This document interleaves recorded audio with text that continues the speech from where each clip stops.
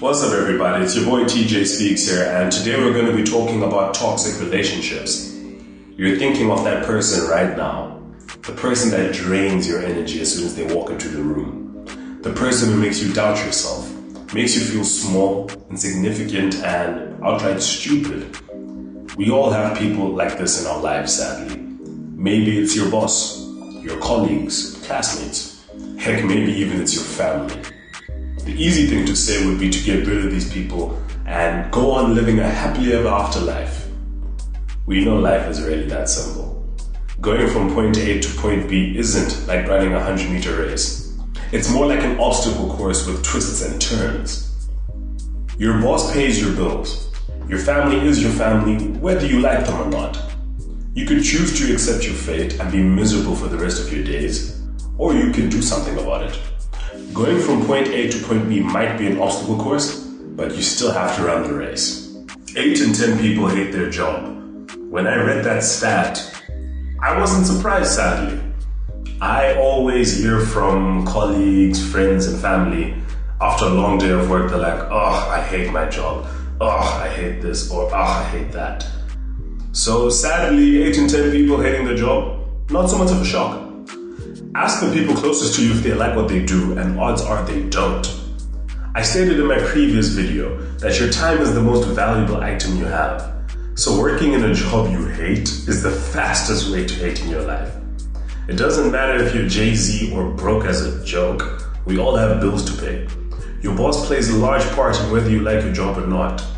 You can change your situation in a number of ways, but I'll only focus on 2 for this video.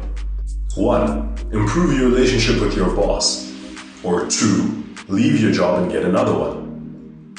Most people don't take responsibility for why their boss doesn't like them. How many times do you hear from people complaining about their jobs when they come home, actually sit down and say, you know what, it's my fault that my boss shouted at me today. I didn't do a good enough job. I'll improve.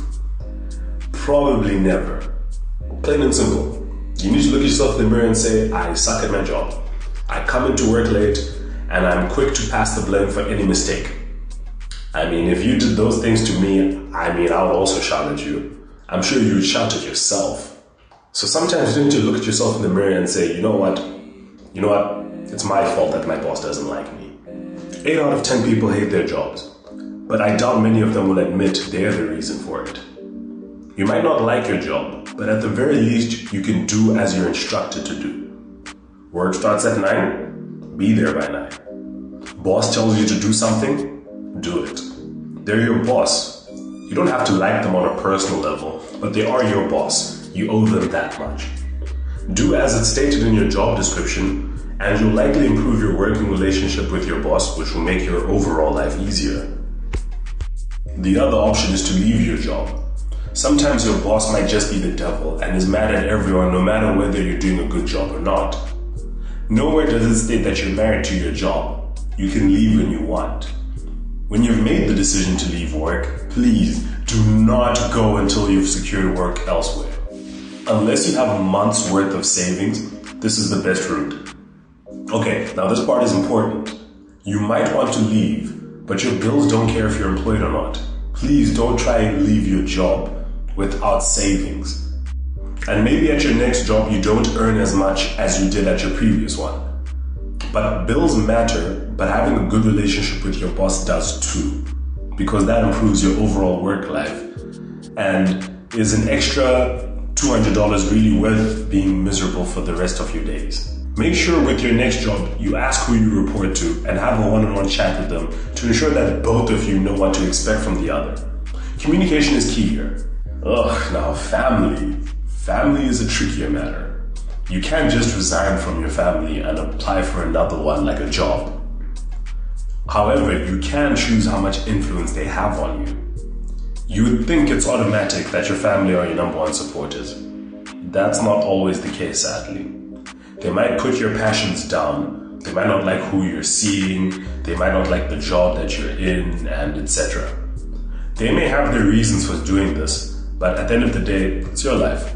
Their advice probably matters to you, but your decision should be the one that matters the most. If your family is toxic, keep your distance from them. You can do that literally by living in your own place, or if you do live in the same place, simply withhold information from them about your personal life. I believe the best way to live life is without having regret. I remember one time when I was a kid, I liked this girl so much, but I didn't have the courage to ask her out.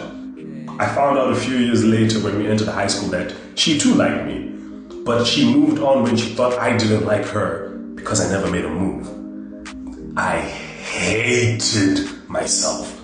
Like, oh, that feeling, that regret. I vowed to never feel that way again. You can think of one family member right now that is jealous of you. Take it as a compliment. Success breeds haters, and family isn't immune to that. Parents sometimes shut down their children's dreams without even realizing it, because they themselves have failed at the same thing as a kid. The biggest disservice you can do to your children is tell them they can't do something. Think of all the great influencers and celebrities of the world. They all have one thing in common: challenge. Serena Williams, Michael Jordan, Usain Bolt, Cristiano Ronaldo. All play in very different fields, but they all went through one thing in common: challenge. They were repeatedly told they couldn't do it, and now they're considered to be the best to ever do it in their fields. Michael Jordan wasn't even considered good enough to start on his high school team. Serena wasn't even meant to be alive, considering where she grew up, and the list goes on and on for the others. In this day and age where everything is at our fingertips, telling anyone they can't do something is foolish. Even if it's your family. Keep quiet and do it anyway. It's your choice. At the end of the day, you can sit back. Maybe you failed, but you did it. Or maybe you do succeed. That's the part people tend to leave out. People tend to always think of, oh, what if I fail? But what if you succeed? Toxic relationships are better left in the past. Cut them and go, and when you can, mend them in the case of your family. Thankfully, mental health is becoming more understood and appreciated, which is great, because having great relationships at work and home will improve your overall quality of life. There is no rule stating that your day one people from childhood have to be in your life, even if they're crappy people. Become pickier with who you let into your circle, and only let those that make you smile when you think of them into it. Hope you guys enjoyed the video. Like, share, and subscribe, and apologies for my voice. I just recently recovered from having a flu. Not sure if you guys can tell the difference or not, but, well, I live with myself, so I can tell that something's a bit off, but no, that's cool. And before I go, I just wanted to give a quick shout out to FJNemo. He makes awesome video edits on Instagram. In fact, he's the one responsible for the intro of this channel, and his work is great stuff. You should check him out at FJNemo on Instagram and give him a like. Alright guys, see you in the next video. Cheers.